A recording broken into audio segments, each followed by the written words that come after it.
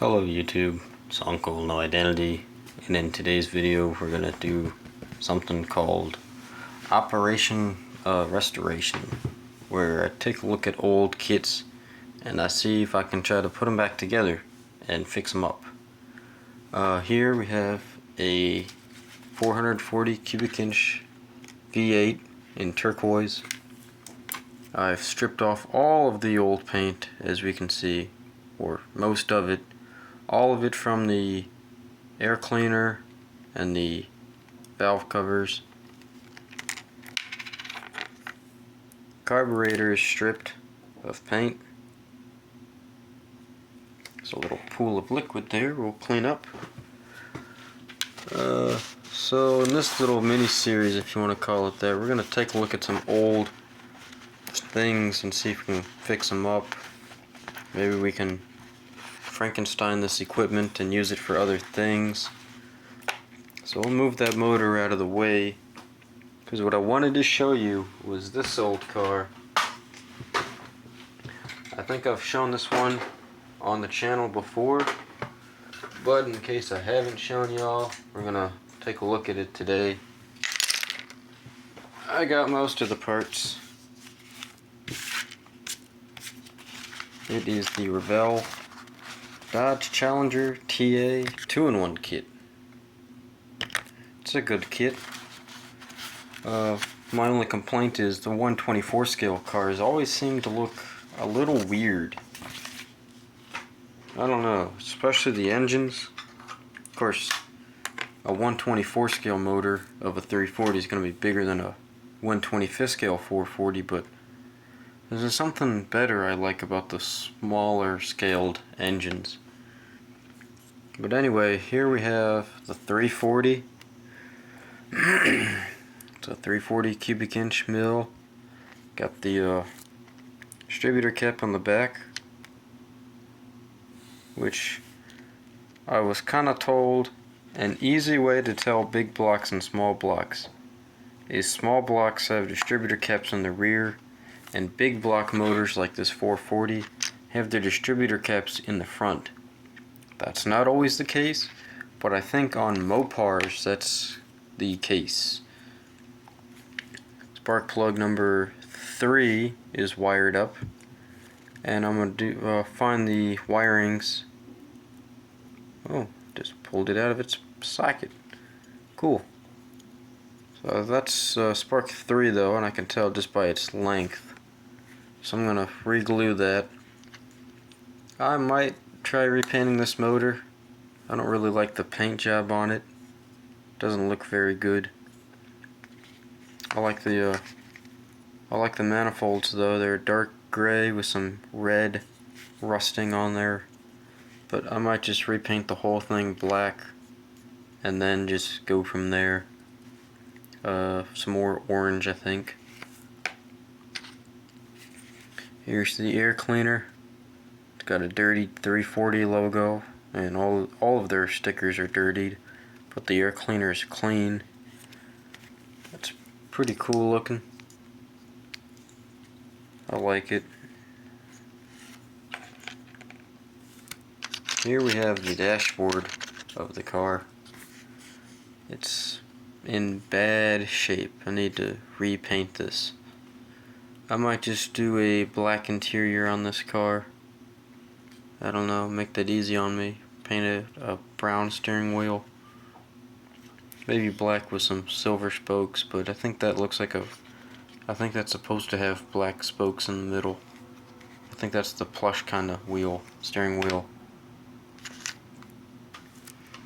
Now here's part of the stuff that you actually want to see. This car comes with this little wing on the back. I've been working on trying to fix that dot, but that shouldn't be too big of a worry.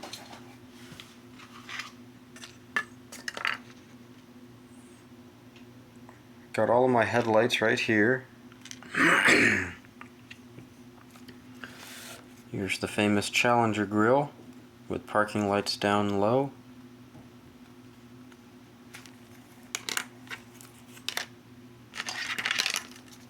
Here's the back deck lid, you'll notice the tail light here is broke. I might just take some red Sharpie and just fill that in. It's not going to look as good, but it'll be a fix. And finally, we got the car body itself here in pretty bad shape, as we can see. Some bare plastic is barely showing through with an original pink paint job. The pink was a mixture of red and tan and some other colors.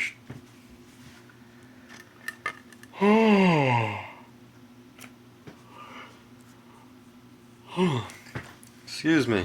Ooh, I'm tired. Just got off work not too long ago. Inside the engine bay is pink. It's not a separate battery, I don't think. Interior's got a pistol grip. And going underneath the car, we got the cool, super cool TA exhaust pipes. I wonder if I could get, say, a 440 with these tailpipes. Let me know in the comments down below. But I'm pretty sure this was only an option on TA cars. It's supposed to mimic the boom tubes found on like NASCAR and maybe Trans Am racers, being that this is a TA, but I don't know. But it's really interesting, I think, how it goes back to the muffler and makes a U-turn and goes back out the sides. Here's my fuel tank in aluminum. There's the interior. Look at that. It looks like it's been in a fire. Looks pretty bad. Here's the body. Window's got a nice big crack in it. I'm not going to try for perfect restoration, but I'm just going to try to clean this car up as best as possible. That's the mission. Like with the Dodge Darts, like this car. Not a whole lot I can do to really fix this thing, but just patch it back together in some way, making it look good. That's the goal. So, my plan is to take some simple green or purple power, whatever I find, and just dunk this car in the bath of that stuff, and I'm just going to let it sit and strip everything. I've already sanded off this decal pretty much, and all of these decals are going to be gone. But that's fine, I'm not even going to try making new ones. But there's just so much paint and gunk buildup that I just want to try to get rid of that and clean it up.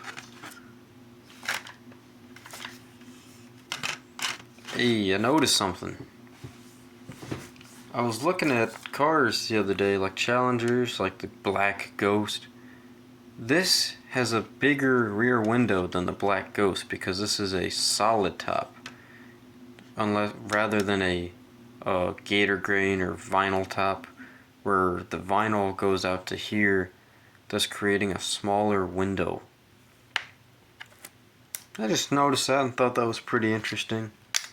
You can look that up yourselves, but I think that's the case. This is the radiator for the car. I have both styles of hoods. I've got the factory N94, I think was the code. I don't know, correct me in the comments. And I've got this hood with a hole in it. And that hole in the hood is so that if you build the custom model, which comes with the, those are tunnel ram intakes. If you had the tunnel ram intakes and either the dual, single air cleaner or the big intake, you could have that running out the hole out of the hood. Sometimes I like to put the hole on the hood model on the stock car, just to give it that you can just have an x-ray view of the engine. This is part of the frontal suspension, torsion bars, and other bits and pieces. I think this is your anti-roll bar, this piece going across. This is your steering rack, your anti-sway bar. No, that's the anti-sway bar, and this is the steering linkage. I don't know. I think I know. Something's in my eye. And finally, 2 brown seats. I think I'll repaint these seats. I'm gonna get me some satin black paint and just shoot the entire interior with the satin black. And then with the body color, I'm gonna do a pink car again, like I intended on the first time. But this time I've got an actual color we're gonna use. From Vallejo Model Colors, it's Sunset Red, and this is a pretty close representation of the FM3 in Dodge Land Panther Pink.